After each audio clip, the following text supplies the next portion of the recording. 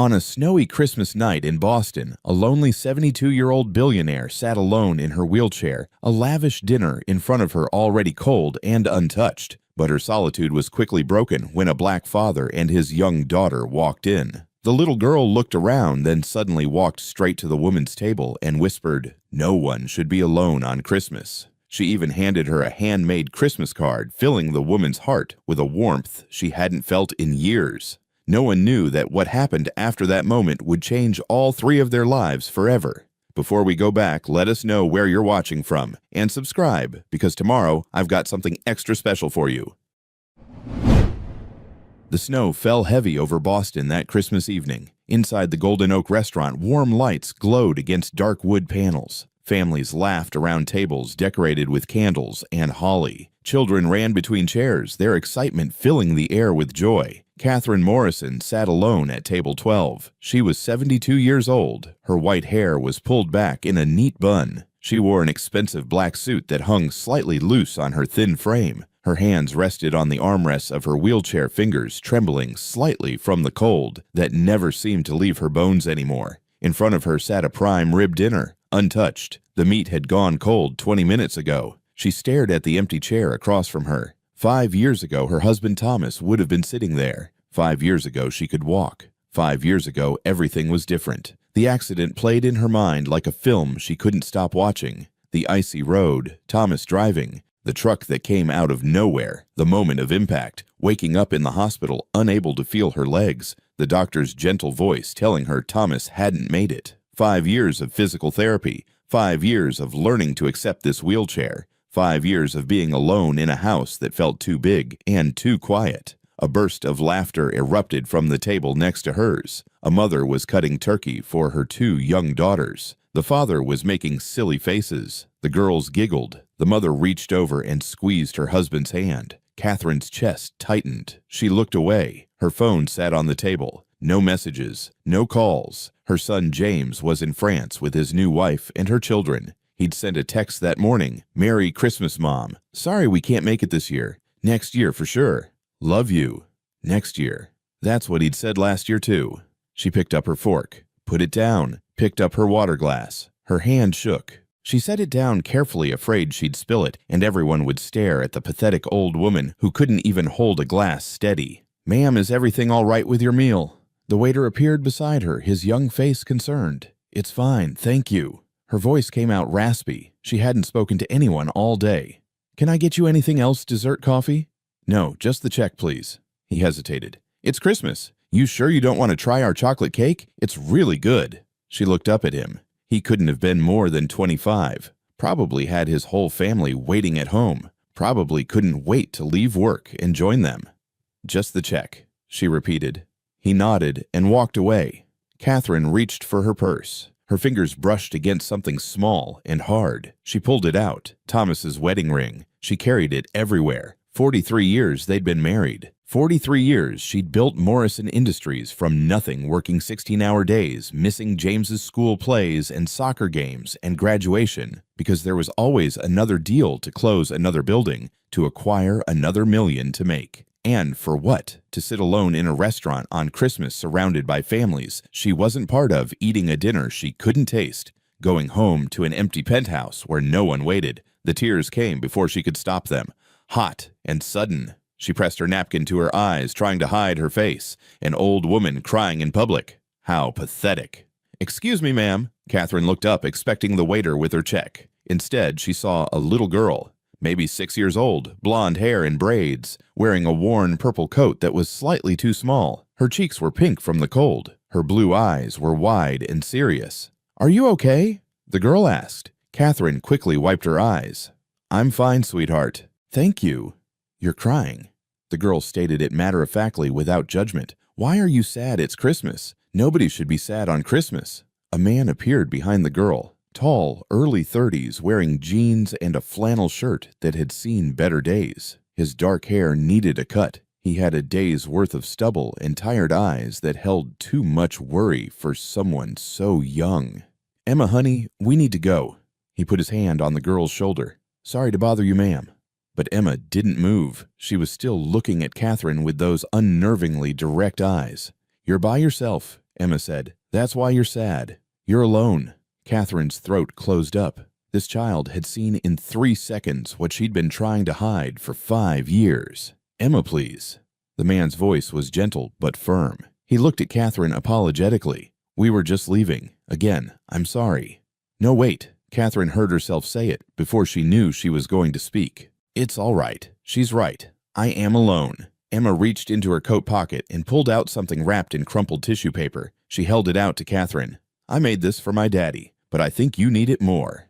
Catherine took it with shaking hands. She unwrapped it carefully. Inside was a handmade Christmas card, construction paper folded in half. On the front, Emma had drawn 3 people holding hands in crayon, a tall figure, a small figure, and a faded figure in the middle. Inside, in shaky letters, Family is Love, Merry Christmas. Catherine stared at it. The stick figures blurred as her eyes filled with tears again. Emma made that for me this morning, the man said quietly. The middle person is supposed to be her mother. She passed away 2 years ago. Catherine looked up at him. His face held grief that matched her own, the kind that never really goes away, just learns to live inside you. I'm so sorry, she whispered. Thank you. He cleared his throat. Come on, Emma. Let's let this nice lady enjoy her dinner. But she's not enjoying it, Emma said. She hasn't eaten anything. And it's Christmas. Nobody should eat alone on Christmas. The girl looked up at her father with such pure determination that Catherine felt something crack open inside her chest. A place that had been frozen for 5 years suddenly felt warm. She's right, Catherine said. Nobody should eat alone on Christmas. She looked at the man, at his worn clothes and tired eyes, at Emma in her too small coat, at the way his hand protectively held his daughter's shoulder. Would you join me? Catherine asked. Please. I have far too much food, and I would love the company. The man's face went through several expressions at once. Surprise, uncertainty, pride warring with something else. We couldn't, he started. Please, Catherine said again. It would mean the world to me. Emma's face lit up like a Christmas tree. Can we, Daddy, please? The man looked at his daughter, then at Catherine. She could see the moment he decided. Okay, he said. Thank you. That's very kind. Emma immediately climbed into the chair across from Catherine. The man sat down more slowly, looking uncomfortable in his worn flannel among the restaurant's elegant decor. I'm Catherine Morrison, she said. Daniel Parker. And this is my daughter Emma. It's very nice to meet you both. Catherine signaled the waiter. Could we please have 2 more menus, and perhaps you could warm this up? She gestured to her untouched dinner. As the waiter hurried away, Emma was already pulling crayons from her pocket. Do you have any paper? She asked Catherine. Emma, you can't just… Daniel started. It's fine. Catherine pulled a notebook from her purse. Here, sweetheart. You can draw whatever you like. While Emma bent over the paper tongue poking out in concentration, Catherine looked at Daniel. Thank you for this, she said quietly. I meant what I said. Nobody should be alone on Christmas. Daniel met her eyes. Neither should you. And in that moment, something passed between them. An understanding. They were both people who had lost too much, who understood what it meant to keep going when everything inside you wanted to stop. Tell me about yourselves, Catherine said. How did you end up here tonight? Daniel glanced at Emma, then back at Catherine. We actually came to the wrong restaurant. We were looking for Murphy's Diner down the street. I promised Emma a Christmas dinner out, but… He trailed off looking embarrassed. This place is a bit out of our price range. We were just going to go home and have mac and cheese, Emma added cheerfully, not looking up from her drawing. But Daddy said we should walk around and look at the Christmas lights first. And you saw me through the window, Catherine said. Emma did. Daniel smiled at his daughter. She has a gift for seeing when people need help. The waiter returned with menus. Daniel's eyes widened slightly at the prices. Catherine saw him do quick math in his head. Order whatever you'd like, Catherine said. Please. It's my treat. I insist. Ma'am, we can't. You can and you will. Her voice took on the tone she'd used to run a billion-dollar company. Consider it a favor to me. I was having a miserable Christmas until you 2 walked over. This is the first time I've smiled in… I can't remember how long. Daniel looked like he wanted to argue, but Emma was already pointing at the menu. Daddy, they have chicken fingers and French fries. Daniel sighed, but his eyes softened as he looked at his daughter. All right, chicken fingers it is. And for you, Catherine asked. Just a burger is fine. Thank you. They ordered, and as they waited for the food, Catherine asked more questions, not prying, just gentle curiosity. And Daniel slowly began to talk. He was a carpenter, self-employed, did custom woodwork furniture repair whatever jobs he could find. His wife, Sarah, had died of lung cancer 2 years ago. She'd been a teacher. They'd met in college, married young, had Emma right away. The medical bills were... He stopped, his jaw tightening. They were a lot. We'd just started paying them off when Sarah... He couldn't finish. Emma looked up from her drawing. She reached over and patted her father's hand. "It's okay, Daddy. Mommy's with the angels now. She's not sick anymore." Daniel's eyes were bright. He nodded, not trusting his voice. Catherine felt her own throat tighten. She understood that kind of loss, the kind that carved you hollow. "What about you?" Daniel asked after a moment, clearly wanting to change the subject. "Do you have family in Boston?" "I have a son, James. He's in France right now with his family." "That must be hard, being away from him on Christmas." Catherine chose her words carefully. "We're not as close as we should be. That's my fault. I spent his childhood building my business instead of being there for him. By the time I realized what I'd lost, he'd already moved on with his life." "It's never too late," Daniel said. "Maybe." Catherine looked at Emma, who was now drawing what appeared to be a Christmas tree. "You're doing it right, being there. That's what matters." "I'm trying." Daniel's voice was rough. "Some days are harder than others." The food arrived. Emma dug into her chicken fingers with the enthusiasm only a 6-year-old could muster. Daniel ate his burger slowly, like he was trying to make it last. Catherine watched them and felt something she hadn't felt in years. Not just warmth, not just less alone. She felt needed. This man and this little girl had walked into her life by accident, or maybe not accident. Maybe it was something else, something she'd stopped believing in years ago. "Emma," Catherine said, "would you like to help me with something?" Emma looked up, ketchup on her chin. "What?" "I'm not eating my vegetables. They're delicious, but there's too much for me. Would you help me finish them?" Emma wrinkled her nose. "They're green beans." "They're good for you," Daniel said automatically. "I'll make you a deal," Catherine said. "You eat 5 green beans, and I'll tell you a story about when I was a little girl on Christmas." Emma's eyes lit up. "Really? Really? Okay." Emma speared a green bean with her fork like it was a dangerous enemy. She ate it, made a face, then looked at Catherine expectantly. Story time. And so Catherine told her about growing up poor in South Boston, about her mother working 3 jobs, about the Christmas when she was 7 and thought there wouldn't be any presents, but her mother had secretly saved all year to buy her a single doll. "I still have that doll," Catherine said softly, "in my bedroom. I've kept it for 65 years. "Because it reminds you your mommy loved you," Emma said. "Yes, that's exactly right."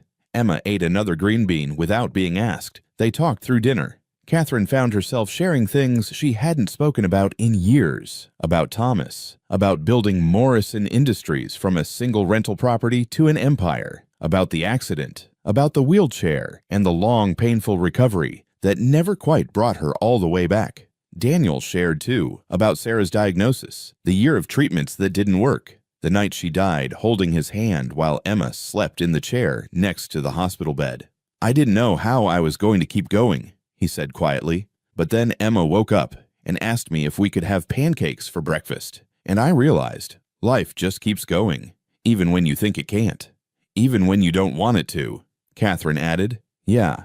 They sat in silence for a moment, not uncomfortable. Just 2 people who understood. "Can I tell you something?" Emma said suddenly. "Of course, sweetheart. You remind me of my grandma. She died before I was born, but Daddy shows me pictures. You have the same kind eyes." Catherine's vision blurred. She reached across the table and took Emma's small hand in her wrinkled one. "That's the nicest thing anyone has said to me in a very long time." Emma smiled. Then, without warning, she started to sing. "Silent Night, Holy Night." Her voice was thin and slightly off-key, but it was the most beautiful sound Catherine had heard in 5 years. Daniel joined in his deeper voice, harmonizing with his daughters. Other diners started to look over. Some smiled. A few pulled out phones to record. Catherine just closed her eyes and listened. When they finished, the restaurant erupted in applause. Emma beamed. Daniel looked embarrassed but proud. Catherine opened her purse. She pulled out her card and handed it to Daniel. "I want you to come to my home," she said, "tomorrow, for coffee. There's something I'd like to discuss with you." Daniel looked at the card. His eyes widened as he read it. Morrison Industries. You're that Catherine Morrison. I am. Ma'am, I can't. Tomorrow, 2 o'clock. My address is on the card. She looked at Emma. I have a piano. Do you like music? Emma, I love music. Mommy used to sing to me every night. Then you can play my piano while your father and I talk. Please, Daniel, just coffee and a conversation. Daniel looked at his daughter, at the card, at Catherine. Okay, he said finally.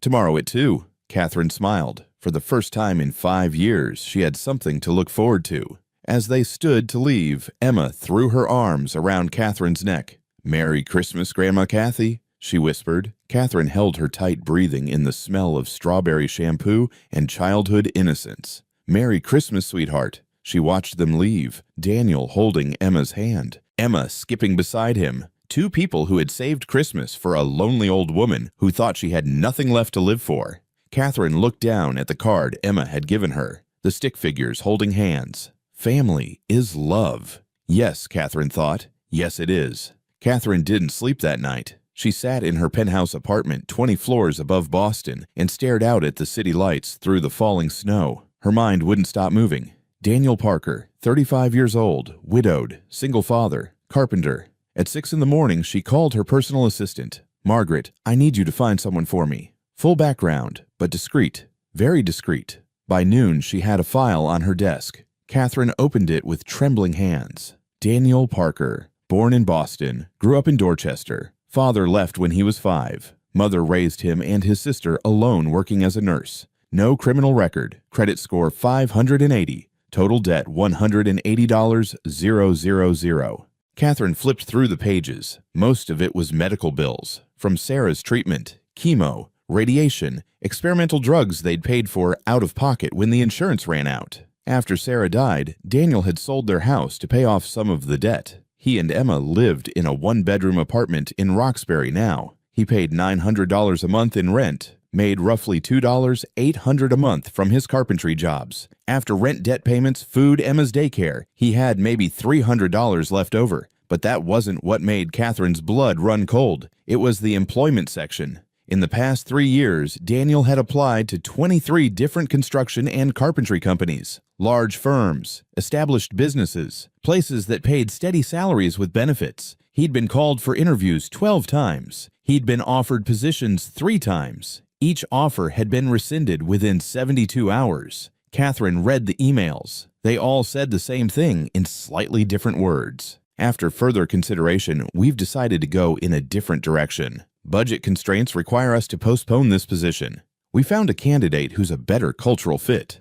Cultural fit. That phrase made Catherine want to break something. She kept reading. Daniel had stellar references, a portfolio that showed incredible skill. He'd done restoration work on historic homes, built custom furniture that belonged in art galleries. One of his pieces had even been displayed in a local exhibition. But none of that mattered, because Daniel Parker didn't have a college degree. He'd learned his trade from his uncle working construction jobs since he was 16 to help his mother pay bills. He couldn't afford to take 4 years off to go to school. He had to work. And somehow that made him not professional enough for these companies. Catherine looked at a photo in the file. Daniel and Sarah on their wedding day. They looked so young, so happy. They had no idea what was coming. She thought about Daniel pushing Emma on a swing, making her breakfast, helping with homework, working 12-hour days and coming home exhausted to tuck his daughter into bed, carrying the weight of $180,000 in debt he'd accumulated trying to save his wife's life, and being told again and again that he wasn't good enough. Catherine closed the file. She picked up her phone and called the head of Morrison Industries Development Division. George, I'm starting a new department, historic preservation and custom restoration. I want to integrate craftsmanship into our buildings. Real work, not the mass-produced garbage we've been using. George sounded confused. Catherine, that's going to be expensive. The board works for me. Get them together for a meeting on Friday. I'm making some changes. She hung up before he could respond. Then she wheeled herself to her closet and pulled out a box she hadn't opened in 5 years. Inside were Thomas's things, his watch, his reading glasses, a photo album. She opened the album, page after page of memories, their wedding, James as a baby, family vacations she'd cut short for business trips. Thomas's smile getting tighter in each photo as the years went on. There was one photo near the end, James's high school graduation. Catherine wasn't in it. She'd been in Chicago closing a deal. Thomas and James stood together, neither one smiling. That was the beginning of the end. The moment her family stopped waiting for her to show up. Thomas had asked for a divorce 2 years after that photo. She'd talked him out of it, promised to change, to work less, to be present. She'd meant it at the time. But 3 months later, she was back to 18-hour days, back to choosing board meetings over dinner, back to everything she'd promised to stop. Then came the accident, and Thomas was gone, and James had barely spoken to her since. "I failed you," Catherine whispered to the photo. "Both of you. I failed." But maybe she didn't have to keep failing. Maybe she could do something right for once. At 2 o'clock, the doorbell rang. Catherine wheeled to the door and opened it. Daniel stood there in clean jeans and a button-down shirt that was frayed at the collar. Emma wore a yellow dress and held her father's hand. "Come in," Catherine said. "Please." They stepped inside. Emma's eyes went huge. "Wow," she breathed. "It's like a castle."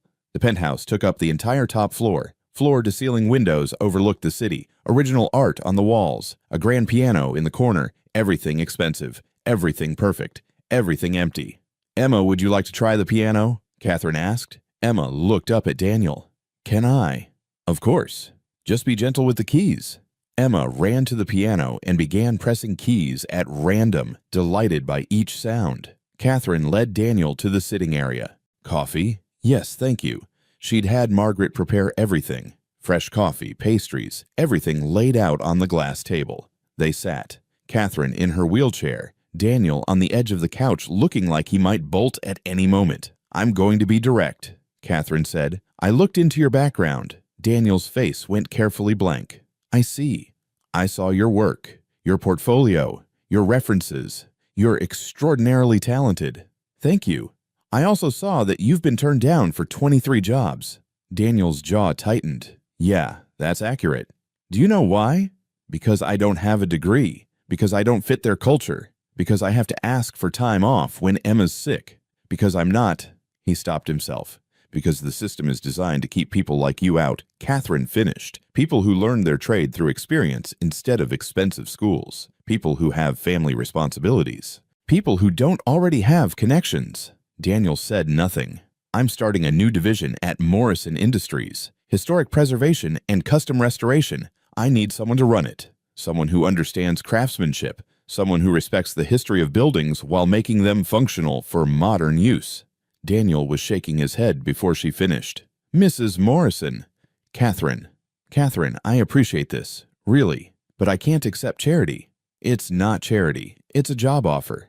You don't even know if I can do corporate work. I'm a carpenter. I work with my hands. I've never managed a department or dealt with budgets or—" "You've run your own business for 3 years. You manage your own finances. You've completed projects on time and under budget. You have skills these MBA graduates will never have because you learned by doing, not by sitting in a classroom." Catherine leaned forward. "I looked at your work, Daniel. Really looked at it. You're not just skilled. You're an artist. The restoration you did on that Victorian home in Beacon Hill, I saw the photos. You didn't just repair that staircase. You researched the original carpentry techniques. You found wood from the same era. You recreated moldings that hadn't existed in a century." Daniel's expression softened slightly. "That was one of my favorite projects. It shows. That's what I want. Someone who cares. Someone who sees buildings as more than just structures. Someone who understands that the work matters."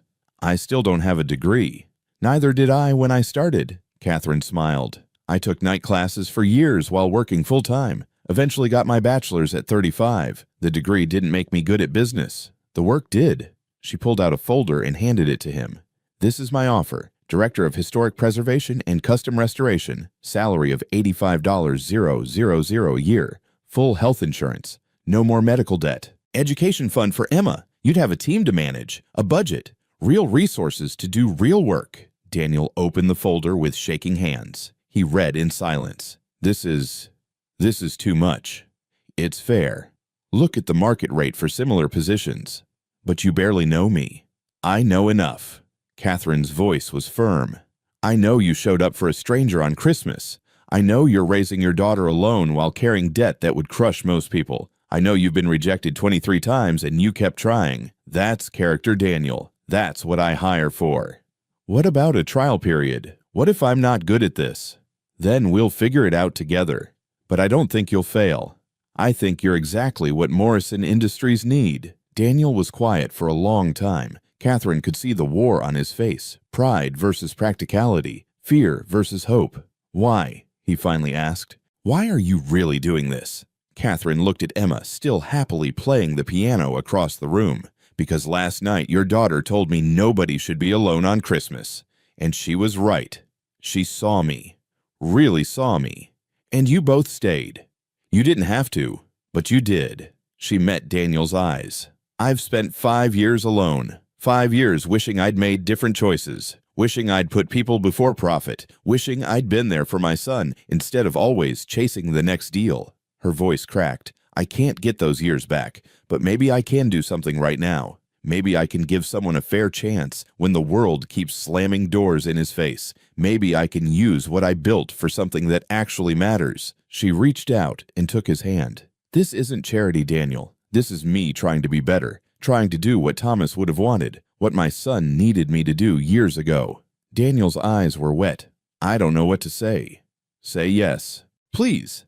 Emma appeared beside them, tugging on Daniel's sleeve. Daddy, why are you crying? Daniel pulled his daughter onto his lap. These are happy tears, sweetheart. Emma looked at Catherine. Did you make Daddy happy? I hope so. Emma threw her arms around Catherine's neck. Thank you for being nice to us. Catherine held her breathing in that strawberry shampoo smell again. This child who had walked into her life and changed everything.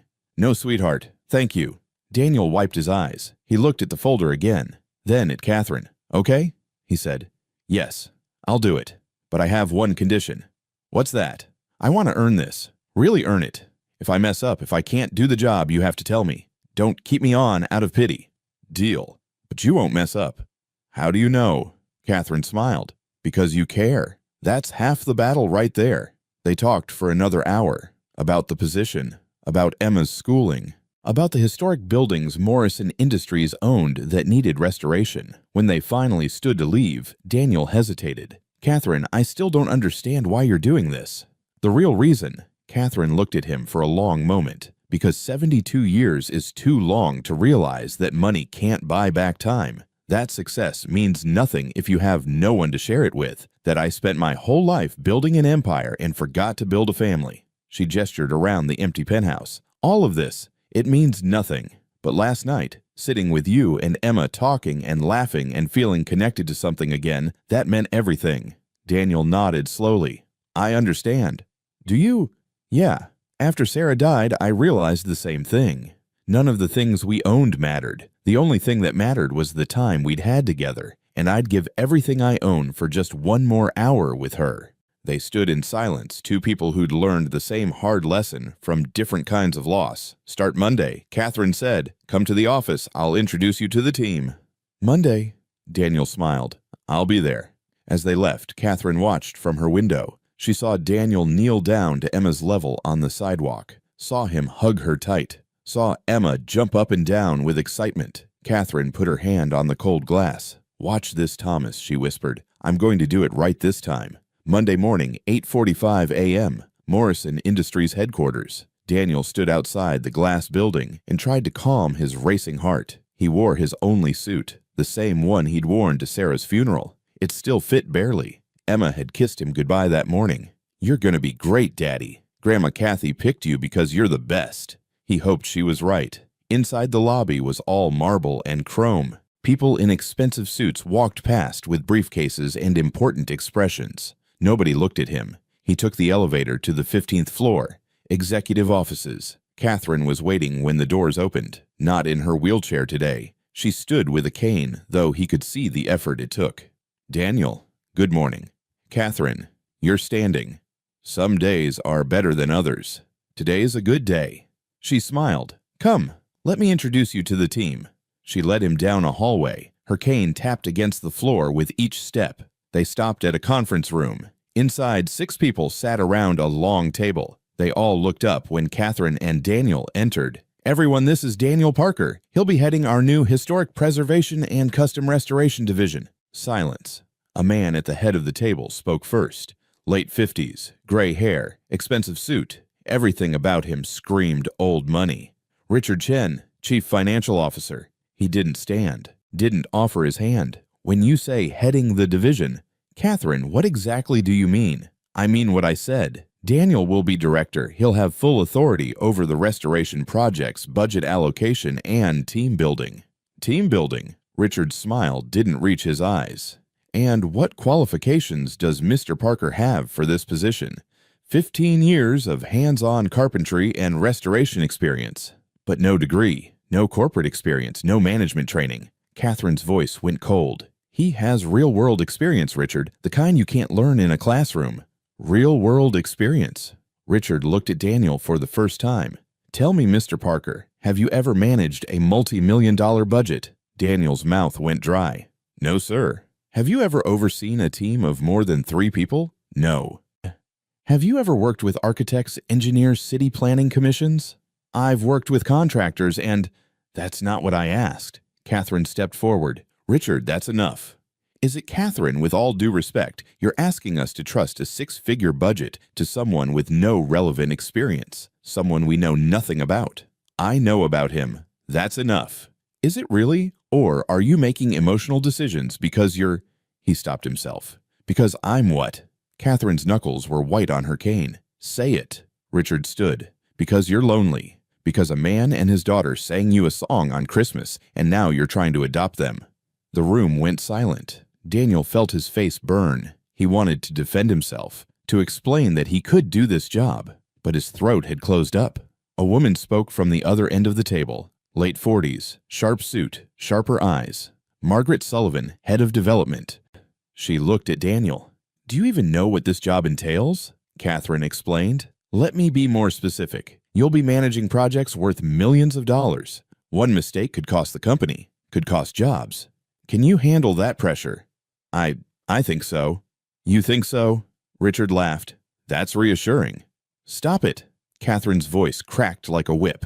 "All of you, this meeting is over." "Catherine," Margaret started, "out. Now."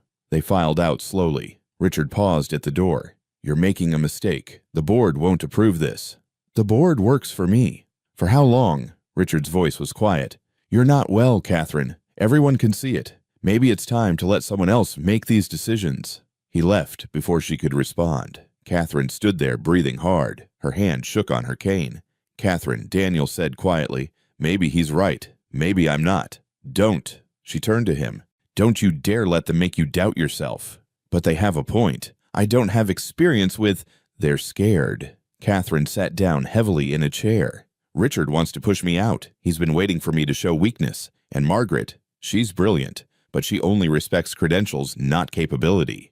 Maybe I should withdraw. I don't want to cause problems." "No." Catherine looked at him fiercely. "You're exactly what this company needs. Someone who cares about the work instead of the politics. Someone who sees people instead of just profit margins." She reached out and took his hand. "I believe in you, Daniel." "Can you believe in yourself?" Daniel thought about Emma, about the medical bills that would finally be paid off, about giving his daughter a stable life, about proving that he was more than just a carpenter without a degree. "Yes," he said, "I can try." "Then that's enough. We'll prove them wrong together." The door opened. A young woman poked her head in, early 20s, nervous smile. "Mr. Parker, I'm Jennifer. I'll be your assistant. Catherine asked me to show you to your office." Daniel followed her down the hall. She kept glancing at him sideways. "I just want to say," Jennifer said quietly, "I think it's cool what you're doing. My dad's a plumber. Never went to college, but he's the smartest person I know." "Thank you. Some of the people here, they don't get that. They think if you didn't go to the right schools, you can't be smart. But I don't think that's true." She stopped at a door. "This is you." Daniel stepped inside. Corner office, big windows, a desk twice the size of his apartment's kitchen table. "I'll be right outside if you need anything," Jennifer said. When she left, Daniel stood in the middle of the empty office and felt panic rising in his chest. What was he doing here? He was a carpenter. He fixed broken cabinets and built bookshelves. He didn't belong in a corner office with a view of the city. His phone buzzed. A text from Emma. "Love you, Daddy. You're the best. Grandma Kathy said she believes in you, and so do I." Daniel smiled. He texted back, "Love you too, sweetheart. See you tonight." He could do this. He had to. For Emma, for Catherine, for everyone who'd ever been told they weren't good enough. He sat down at the desk and opened the file Catherine had left for him. First Project Morrison Building Restoration, the original headquarters building from 1892, sitting empty for 10 years. Structural damage, historical significance, budget $2.4 million. Daniel pulled out his notebook and started making notes. He'd prove them wrong. All of them. 3 days later, Daniel presented his first proposal to the board. He'd worked 16-hour days, researched everything about the Morrison building, talked to historians, studied old blueprints, created a restoration plan that honored the building's history while making it accessible and functional for modern use. Now he stood at the front of the boardroom with his laptop and a stack of papers facing 12 people who didn't want him there. Catherine sat at the head of the table, her wheelchair positioned where everyone could see her. "Mr. Parker," Richard said, "please proceed." Daniel's hands were sweating. He wiped them on his pants and began. The Morrison building was constructed in 1892 using traditional brick and timber frame construction. It's one of the few remaining examples of Richardsonian Romanesque architecture in Boston. His voice shook. He cleared his throat and continued. "The building's been empty for 10 years because previous proposals focused on gutting the interior and starting over, but that erases history. That's not restoration, that's destruction." He pulled up his first slide. "I'm proposing we preserve the original structure while integrating modern systems. Here's how." "Mr. Parker," Richard interrupted, "what's your timeline?" 8 months for 8 months. Richard laughed. "The last estimate was 18 months. The last estimate involved complete demolition and rebuild. This is restoration. Different process. And the budget? $2.4 million. Same as approved. How can you possibly know that? Have you worked on projects this size before?" Daniel felt heat rising in his face. "No, but I've consulted with engineers and contractors who have. These numbers are realistic." Margaret spoke up. "What about permits? Historic preservation requires approval from multiple commissions. Have you factored in those delays?" "Yes, I've already started the application process." "Without board approval?" Her eyebrows rose. "That's presumptuous." "I was trying to save time." "Or you don't understand corporate protocols." Catherine's cane tapped the floor. "Let him finish." Daniel continued, but he could feel the resistance in the room. They weren't listening to his ideas. They were looking for reasons to say no. When he finished, there was silence. Then Richard spoke. "This is amateur work. No offense, Mr. Parker, but you're in over your head." "I disagree," Catherine said firmly. "Of course you do, but the rest of us can see reality." Richard looked around the table. "I move that we table this project until Mr. Parker gets more training, perhaps working under Margaret for 6 months." "No." Catherine's voice was steel. "Daniel is qualified. This plan is sound. I'm approving it." "You can't just—" "I can. This is my company. Not for much longer if you keep making reckless decisions." The room went dead silent. Richard realized what he'd said. "Catherine, I didn't mean—" "Yes, you did." Catherine stood gripping her cane. "You're challenging my authority. Again. So let me be clear. Daniel Parker has my full confidence. This project will proceed as he proposed. Anyone who has a problem with that can submit their resignation." She looked around the table. "Anyone?" No one moved. "Good. Meeting adjourned." People filed out. Richard lingered, his expression dark. "You're making a mistake," he said to Catherine. "Then it's my mistake to make." When everyone was gone, Daniel sat down heavily. "I'm sorry," he said. "I made everything worse." "No, you did fine. They're the problem, not you. They all think I can't do this." "They're wrong." Daniel looked at her. "What if they're not? What if I fail?" Catherine wheeled closer. "Then you fail. And you try again. That's how this works. Nobody starts out perfect, Daniel. I didn't. Thomas didn't. James certainly didn't." She smiled sadly. "The difference is, I had people who believed in me, who gave me chances. You haven't had that, but you have it now." "Why do you believe in me so much?" "Because I see myself in you. 30 years ago, I was exactly where you are. No credentials, just talent and determination, and people telling me I couldn't do it." She reached out and squeezed his hand. "I proved them wrong. So will you." That night, Daniel came home to his tiny apartment. Emma was at the kitchen table doing homework with Mrs. Rodriguez from next door watching her. "Daddy," Emma jumped up and hugged him. "How was work?" "It was challenging." "Did you build something?" "Not yet. Still planning." Emma frowned. "Why do you look sad?" "I'm not sad, just tired." "You're sad, I can tell." She pulled him to the couch. "Tell me what's wrong." Daniel sat down. Mrs. Rodriguez quietly gathered her things and left, giving them privacy. "Some people at work don't think I can do my job," Daniel admitted. "Why not?" "Because I didn't go to college. Because I'm different from them." Emma was quiet for a moment. Then she said, "That's dumb." Despite everything, Daniel smiled. "Yeah, it is. Grandma Kathy picked you. She's really smart. So they're wrong." "I hope so, sweetheart." Emma climbed into his lap. "Mommy used to say something. Remember?"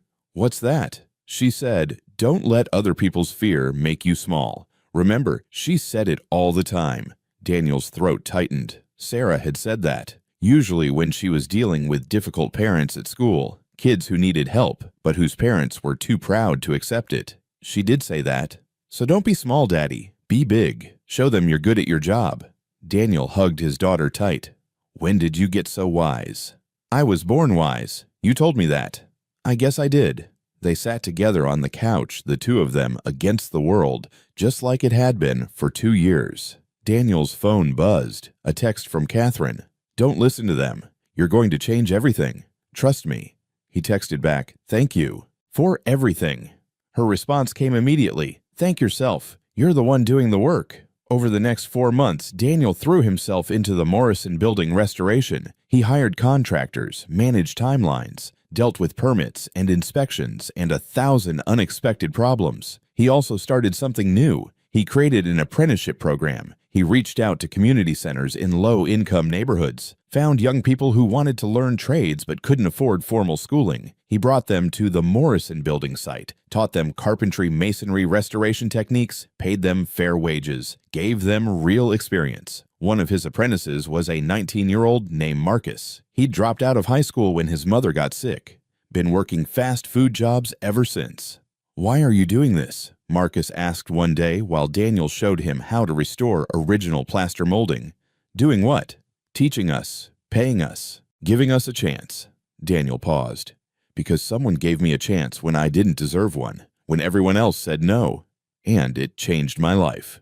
"Mrs. Morrison."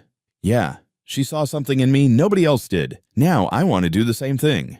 Marcus nodded slowly. "My mom always says there are 2 kinds of people, the ones who get help and forget, and the ones who get help and remember. You're the second kind." "I try to be."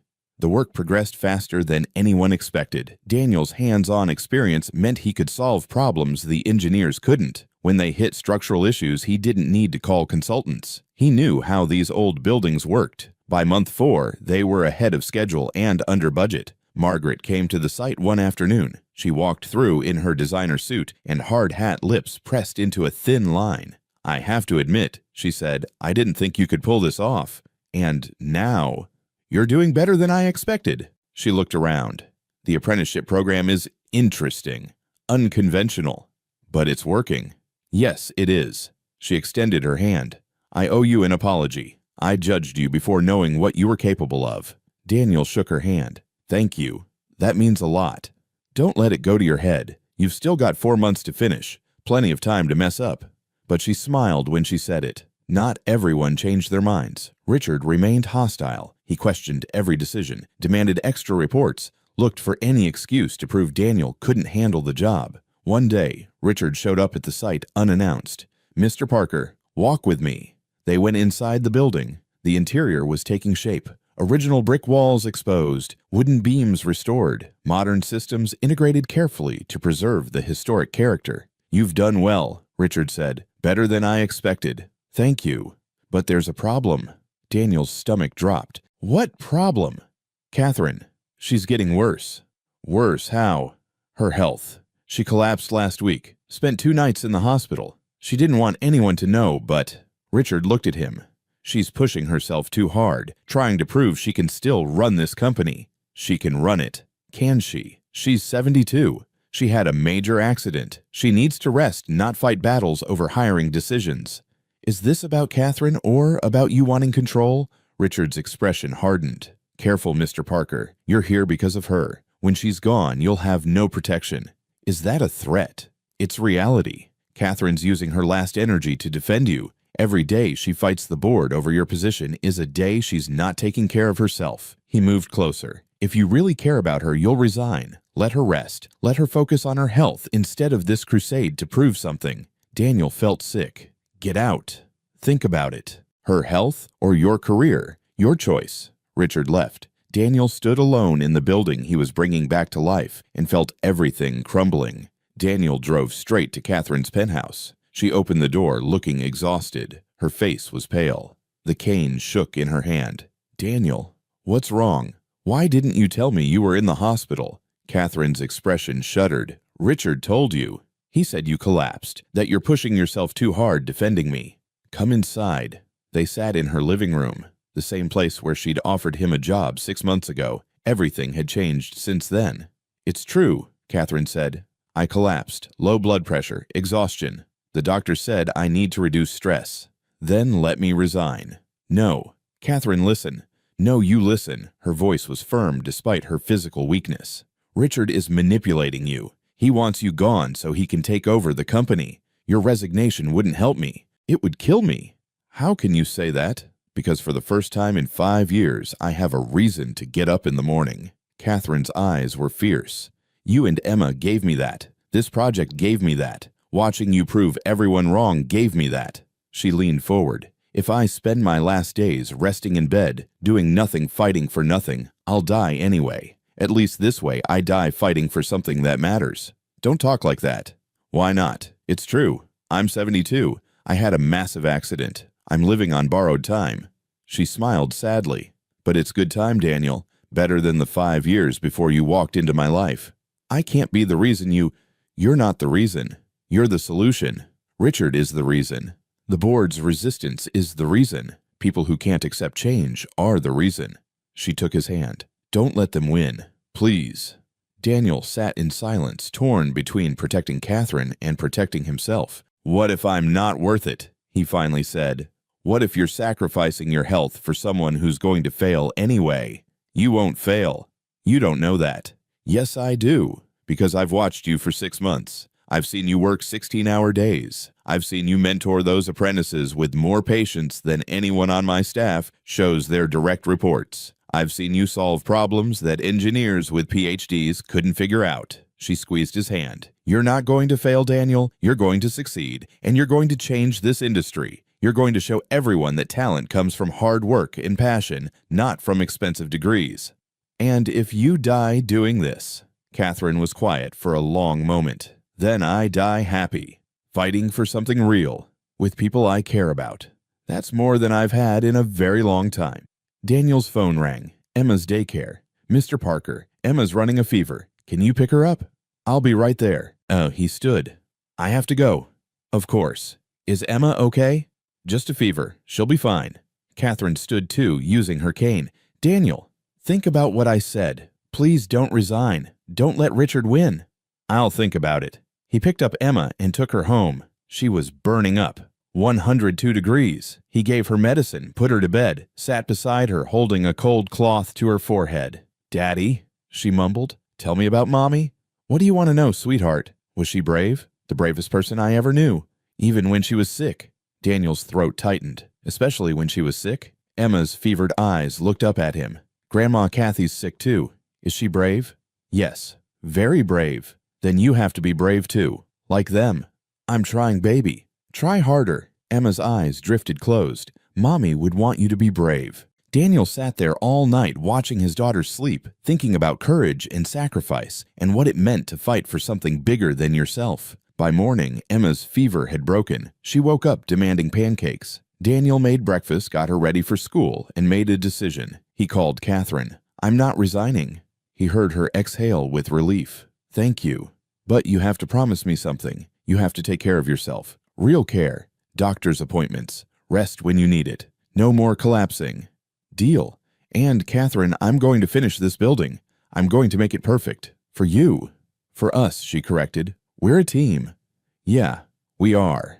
2 months later, the Morrison building was complete. The transformation was stunning. Original brick walls restored, wooden floors refinished to their 1892 glory, modern systems hidden behind careful renovations, and most importantly, fully accessible. Ramps that looked like they'd always been there, elevators disguised as service shafts, wide doorways, accessible bathrooms, history and inclusion working together. The grand reopening was scheduled for November 23rd, the day before Thanksgiving. Catherine insisted on being there. She'd been in and out of the hospital twice more, but nothing could keep her away. Daniel arrived early that morning. The building gleamed in the autumn sunlight. 500 people were expected, city officials, historical society members, press. Jennifer found him in the main hall. "Mr. Parker, there's someone here to see you." A man stepped forward, late 40s, expensive suit. Catherine's eyes. "You must be Daniel. I'm James Morrison, Catherine's son." They shook hands. James looked around the building with an unreadable expression.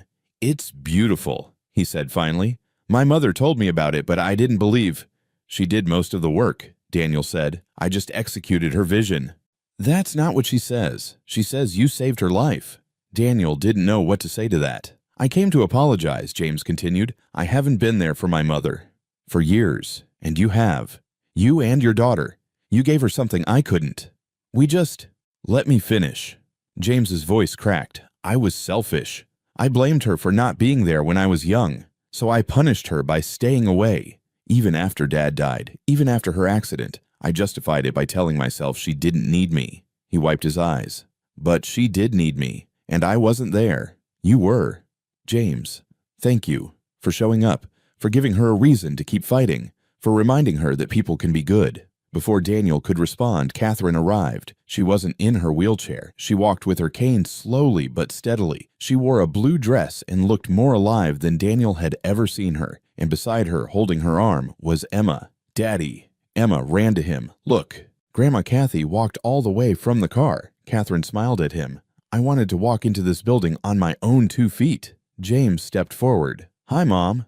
Catherine froze. "James, what are you doing here?" "I came to see your building." "And to apologize." Mother and son stared at each other. Years of hurt and distance between them. Then Catherine opened her arms. "Come here."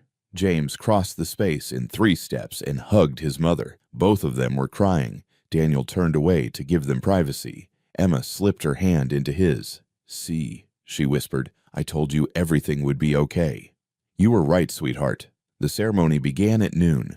500 people filled the restored building. The mayor spoke. The head of the Historical Society spoke. Then Catherine stood at the podium. Daniel tried to help her up, but she waved him off. She gripped her cane and stood alone. 30 years ago, she began, I built Morrison Industries from nothing. 1 property, 1 dream, 1 woman who people said couldn't do it because she was too young, too female, too inexperienced. Her voice grew stronger. I proved them wrong, and in the process, I made a lot of money. I built a lot of buildings. I earned a lot of respect. She paused. But I lost what mattered. I lost time with my son. I lost my husband to an accident I might have prevented if I'd been there. I lost myself. Catherine looked at Daniel. And then last Christmas, I sat alone in a restaurant feeling sorry for myself. And a little girl told me that nobody should be alone on Christmas. And she was right. Emma beamed from the front row. That little girl and her father reminded me what matters. People. Kindness, connection, using what you have to lift others up instead of building walls around yourself. She gestured around the building. This isn't just a restoration, it's a promise. A promise that Morrison Industries will be different going forward. That will create opportunities for talented people regardless of their credentials. That will preserve history while building a future that includes everyone. Catherine looked directly at Daniel. 6 months ago, I hired a man everyone said I was crazy to hire. A carpenter with no degree, a single father with medical debt, someone the system had rejected 23 times. She smiled. He proved every single one of them wrong. He finished this project early and under budget. He trained a dozen apprentices who now have real careers. He reminded me why I started this company in the first place. The crowd applauded. Catherine waved for silence. But more than that, Daniel Parker gave me a family when I thought I'd lost mine forever. He and Emma showed me what really matters. Not buildings, not money, not success. Her voice broke. Love, connection, being there for people. That's what matters. That's what lasts. She turned to the crowd. So, yes, we're celebrating this building today, but more importantly, we're celebrating second chances and the people brave enough to give them." The applause was thunderous. Daniel stood beside Emma, tears streaming down his face. Catherine came down from the podium. James helped her. She walked straight to Daniel. "Thank you," she said, "for everything. Thank you for believing in me." Emma hugged Catherine's waist. "Grandma Kathy, can we come to your house for Thanksgiving tomorrow?" Catherine looked at Daniel. "Can you?" "We'd love to." "Then yes, sweetheart. We'll have Thanksgiving together. All of us." She looked at James. "You too. And bring your family from France." James nodded, too emotional to speak. That night, Daniel tucked Emma into bed in their tiny apartment. "Daddy." "Yeah, baby. I'm glad Grandma Kathy picked you." "Me too. And I'm glad we're a family now. Even though Mommy's not here, we still have a family." Daniel kissed her forehead. "Yeah, sweetheart, we do." After Emma fell asleep, Daniel sat at his kitchen table and looked at a letter that had arrived that day. From the medical billing company. Final notice, balance paid in full, $180,000. A note attached in Catherine's handwriting. "Nobody should carry that burden alone. Consider it a bonus, you earned it." Daniel put his head in his hands and cried, not from sadness, from relief, from gratitude, from the overwhelming sense that maybe, just maybe, the universe wasn't always cruel. Maybe sometimes it sent a little girl in a purple coat to remind you that nobody should be alone. Maybe sometimes it sent a lonely old woman who saw your worth when nobody else could. Maybe sometimes it gave you a second chance. And maybe if you were very lucky, it gave you a family that wasn't bound by blood, but by something stronger. Love, choice, the decision to show up for each other no matter what. Daniel looked at the photo of Sarah on his table. "I hope you can see this," he whispered. "I hope you know we're okay. Better than okay. We're happy." He could almost hear her voice. "I always knew you'd be okay. You're the strongest person I know. And the kindest. Don't ever forget that." "I won't," he promised. "I love you." The next day, Thanksgiving, Daniel and Emma went to Catherine's penthouse. James was there with his wife Marie and their 2 children. The apartment that had been empty for 5 years was now full of noise and laughter and life. Catherine sat at the head of the table, Emma on one side and James on the other, and looked around at her family, the one she'd been born into and the one she'd chosen. "I want to say something," she announced. Everyone quieted. "Last Christmas, I thought my life was over. I was alone, in pain, ready to give up." She looked at Emma and Daniel, and then 2 people walked into a restaurant and changed everything. She raised her glass. "To second chances, to new beginnings, to families we choose, and to the courage it takes to show up for each other, even when the world tells us we can't." "To second chances," everyone echoed. They ate, they laughed, they shared stories. Emma taught James's children how to play the piano. Daniel and Marie talked about teaching and learning and the importance of giving kids hope. And Catherine sat in her wheelchair, no longer fighting to stand, just being present, and felt more whole than she had in decades. As the evening wound down, Emma climbed into Catherine's lap. "Grandma Kathy, yes, sweetheart, will you be here next Christmas?" The room went quiet. Catherine hugged Emma tight. "I'll fight to be here, I promise." "Good, because I love you. I love you too, my darling girl." After everyone left, Catherine sat alone in her apartment, but it didn't feel empty anymore. It felt full of love, full of memories being made, full of promise. She picked up the phone and called Daniel. "Thank you," she said when he answered. "For what?" "For saving my life, for giving me a reason to wake up every morning, for showing me what really matters." "Catherine, you saved mine first. Then we saved each other, and that's the best Christmas gift I've ever received." They talked for another hour, about Emma, about James, about the future, about all the buildings they would restore, and all the people they would help. When Catherine finally hung up, she wheeled to her window and looked out at the city. "I did it, Thomas," she whispered to the stars. "I found my way back. I found a family. I found a reason." And somewhere in the universe, she liked to imagine Thomas was smiling. Because love doesn't die, it just changes form. It becomes the courage to try again, the willingness to open your heart to strangers, the decision to show up even when everything hurts. It becomes a little girl in a purple coat singing off-key in a restaurant, a carpenter with kind eyes and capable hands, a lonely old woman who finally learned that money can't buy what matters, but love can heal what's broken. And on Christmas morning, 1 year later, they all gathered again in Catherine's penthouse. Catherine was weaker now. The cancer they'd found in March was winning. But she was happy. Emma opened presents. James made coffee. Daniel helped Catherine to her chair by the window. "This is everything," Catherine said softly. "This moment, right here. This is everything." "Yes," Daniel agreed. "It is." Emma brought over a drawing. "I made this for you, Grandma Kathy." It was a family portrait, stick figures holding hands. 4 adults, 3 children, and in the middle, a woman in a wheelchair. "Family is love," Emma had written at the bottom. "Merry Christmas." Catherine held the picture to her chest and cried because she finally understood what she'd been searching for her entire life. Not success, not money, not buildings or empires or recognition, just this: love, family, connection, the courage to let people in, and the grace to accept that sometimes the family you need isn't the one you're born into. It's the one you choose, the one that chooses you back, the one that shows up on Christmas and reminds you that nobody should be alone, ever. Join us to share meaningful stories by hitting the like and subscribe buttons. Don't forget to turn on the notification bell to start your day with profound lessons and heartfelt empathy.